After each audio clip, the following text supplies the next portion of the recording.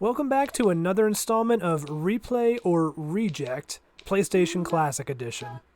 Just a quick recap, I'm giving each game on the PlayStation Classic 1 hour to win me over. After that hour, I'll make my determination on whether the game would be worth replaying in the future, or if it will get added to my ever-growing list of reject games that I never want to play again. There's only one game on this list that I've actually beaten before. The rest of them either I have barely played, never played, or never even heard of. Well, that's enough preamble, so let's get to it. Next up is Rayman. Fighter of the Night Man! On the menu, this one also has a save state showing, so this is another one I must have at least played for a minute before.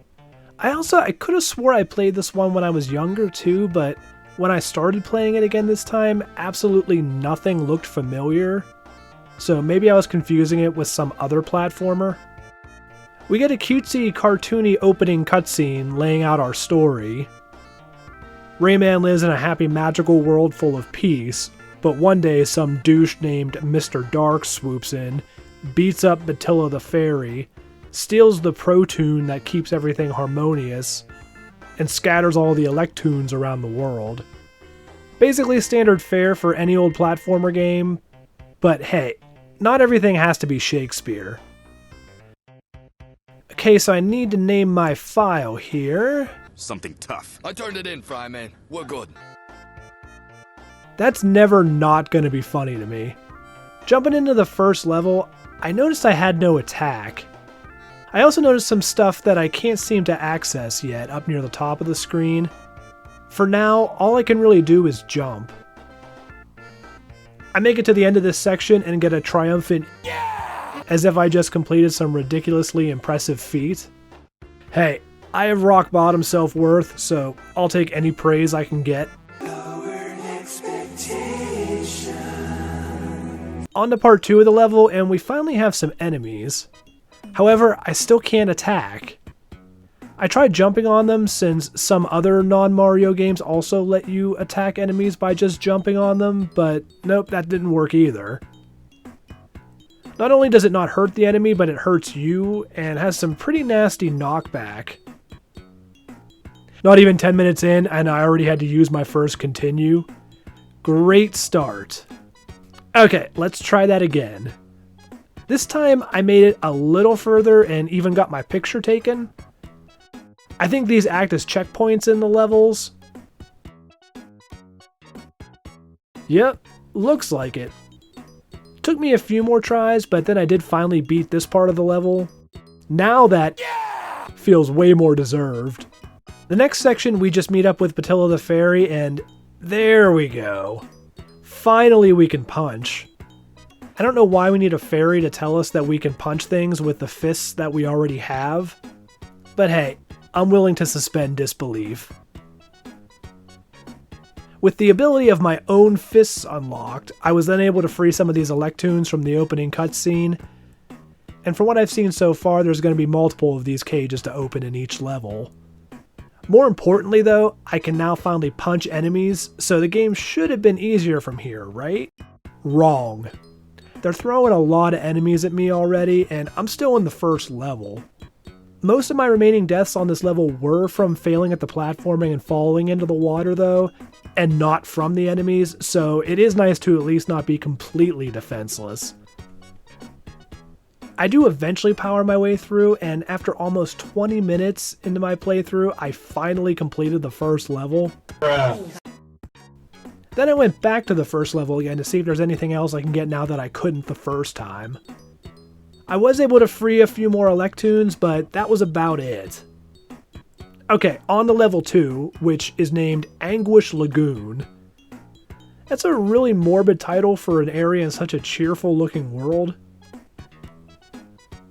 First part seems like a continuation of the last level, but then I fall down a pit and I'm met with the first boss of the game.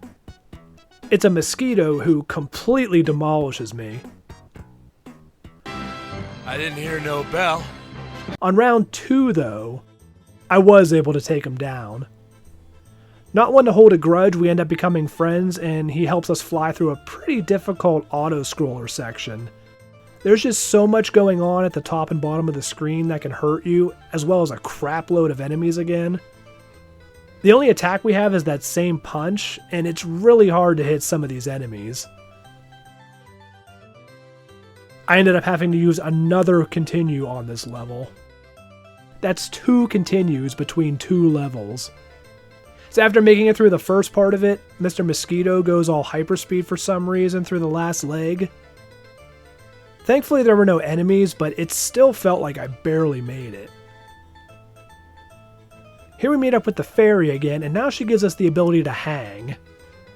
Okay, that seems like it'll be useful.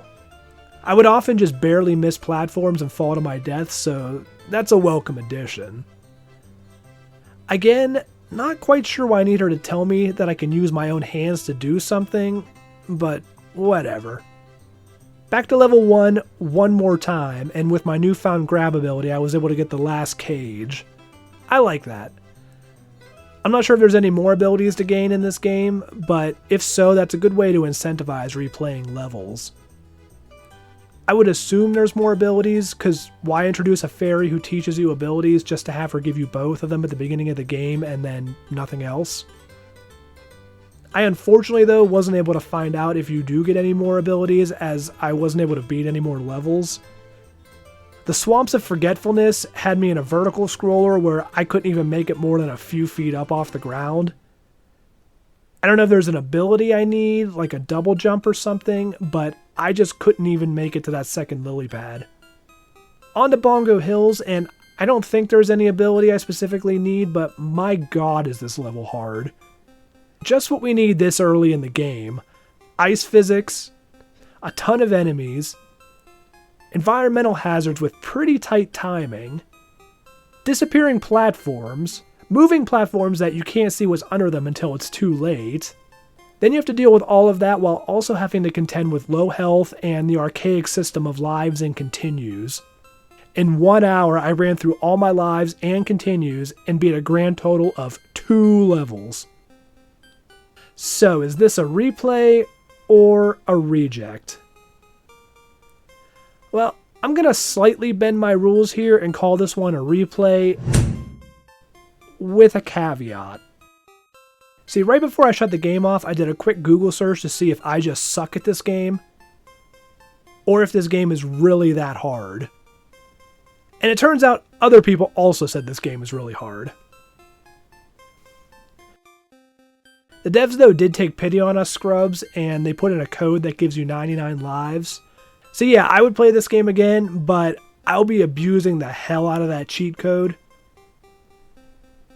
I really like the happy, colorful graphics in the game, and although it's deceptively difficult in comparison to how kid-friendly it looks, I wasn't getting overly frustrated.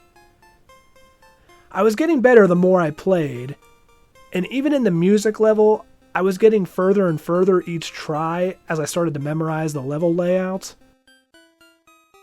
More recent games have figured out that if you do remove the lives and continues from a game, you can make it a little bit harder without pissing off people too much, so that's kind of how I'm going to play this game next time. There's probably more abilities to unlock too, and with collectibles in each level, that's another thing that modern games do that adds to the replay value, so it's cool seeing that in an older game. Plus, I gotta see how this incredibly cerebral story plays out, and if Rayman is able to stop the evil Mr. Dark.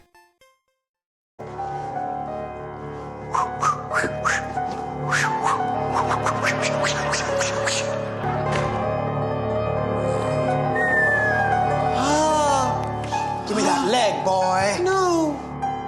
Dude, do you have a boner right now?